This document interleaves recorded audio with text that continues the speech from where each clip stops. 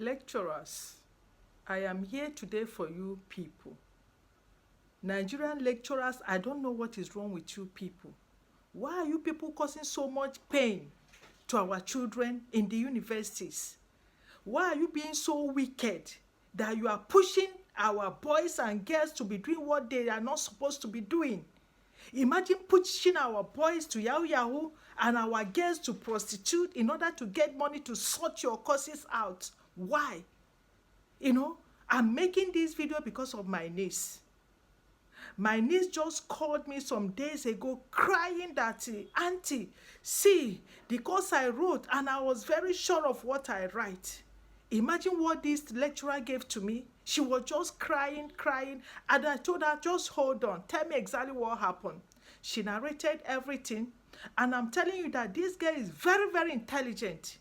Do you know she's in that university with scholarship that she wrote with her brain? Very, very intelligent. And look, the course that she says she read, I even went outside the box to read very well. They gave her what she doesn't even know. She was crying. I said, okay, hold on. Have you called your HOD? She said the HOD number is not going through. I said, okay, call the HOD of that course. She said, please, I should help her to call. And I said, okay. I called the HOD of the course. Thank God, the man is very understanding. She said, madam, I'm really sorry about this. A lot of complaint I have received on this case. No problem. Tell your niece, all of them should organize themselves, then write a letter and forward it to me. Then I'll follow it up from there. I said, okay, thank you very much. Do you see how they push people to do a lot of things for nothing? Especially, and that girl is just 18 years. Can you imagine what they are causing pain to our children?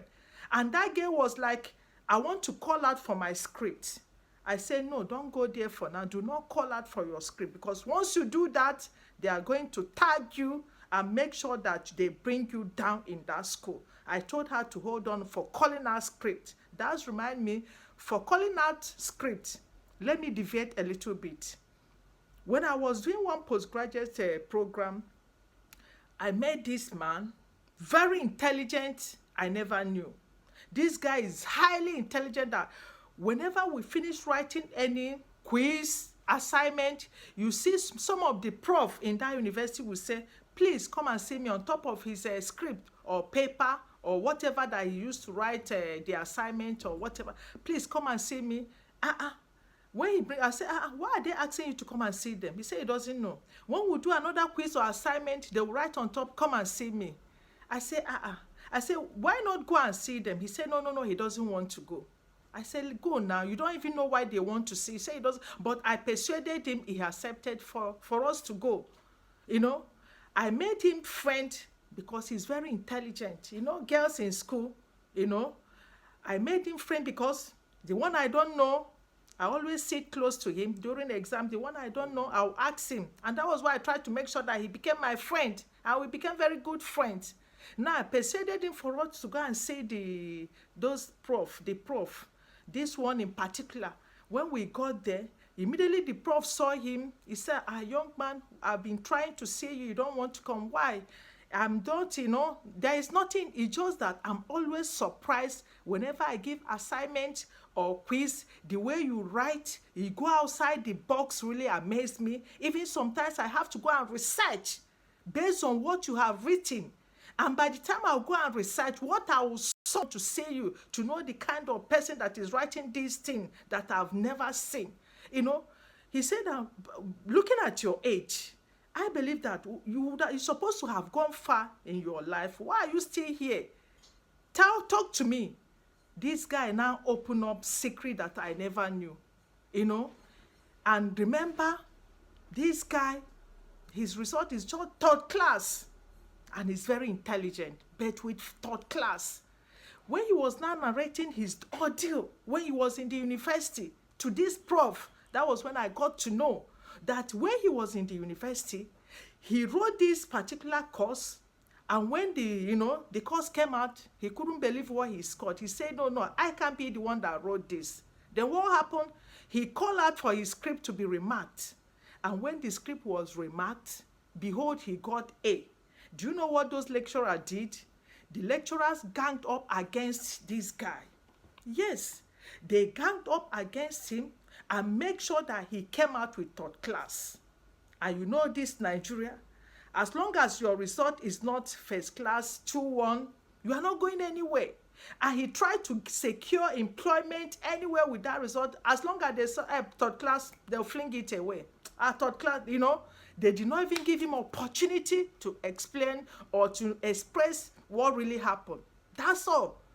This guy was just going from one company, from the only people that accepted to even look at him, all these mushroom private schools.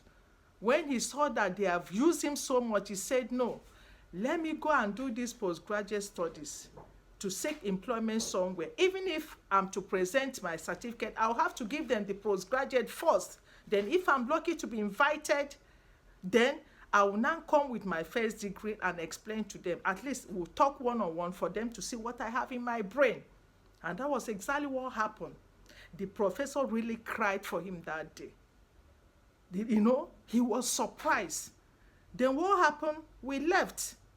After our program, I told him, for you staying where we are now, you can never get anything. You have to go back to your state.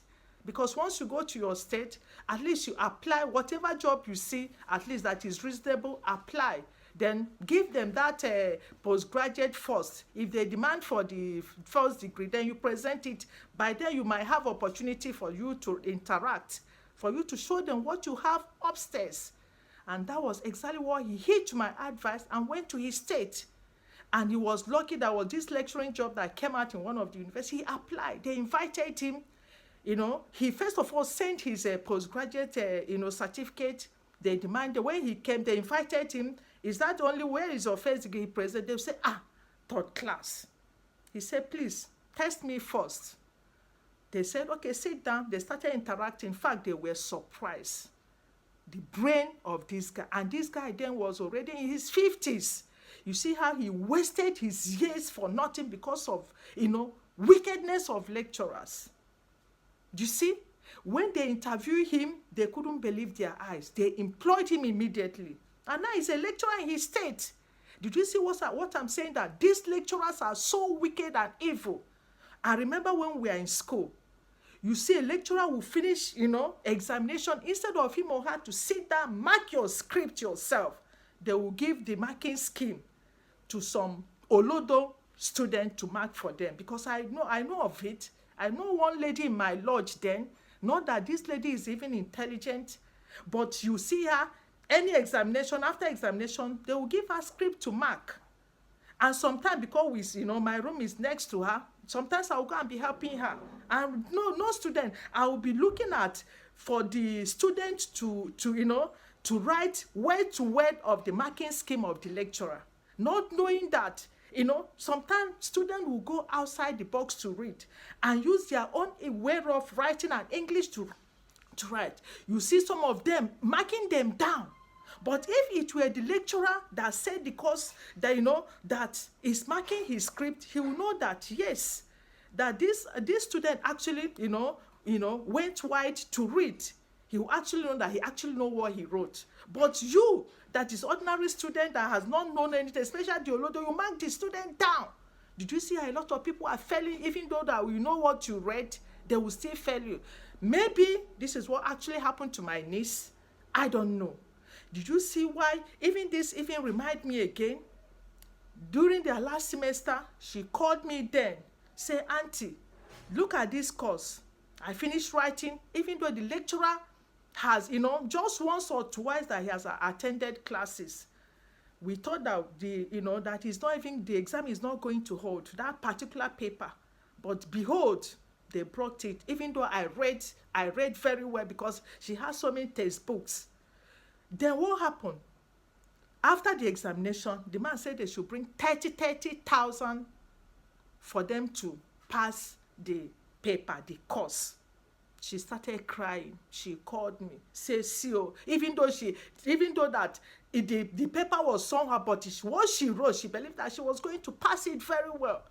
But the man insists If they don't bring 30,000, they will fail it. She started calling me that she want to come out with first class. She don't want anything that will affect her. So I should please, this. I said, what do we do? That I want to take this thing up. She said, no. Anything I do now, all of them are going to fail that course. I should hold on first for their result to come out. Please, if I have the money, I should give her, please. Do I have any choice? I told her, why can't they negotiate? Let the class rep negotiate with the lecturer if they will bring the price down. After the negotiation, do you know how much the lecturer said? That was the last he would take, 28,000. That was what I coughed out and gave to her to give to the stupid lecturer.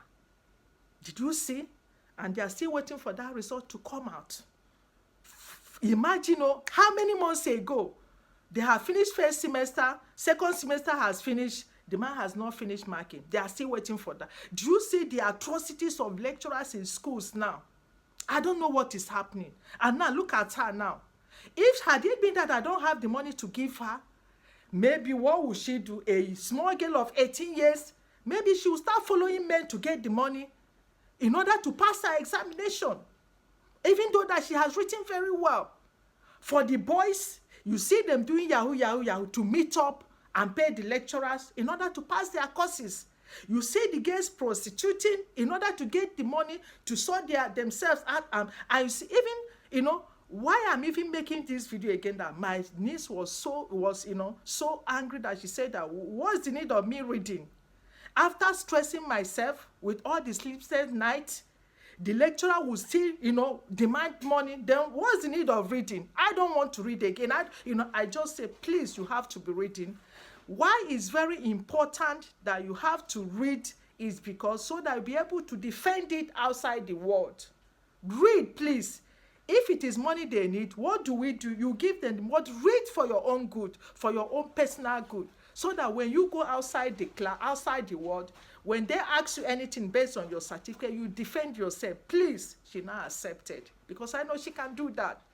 So what am I talking about? The last time when you go to some school, you see our girls standing on the way, waiting for, you know what I'm talking about. Is this how we are going to grow? Lecturers, I don't know. You guys, I don't know, have your own kids.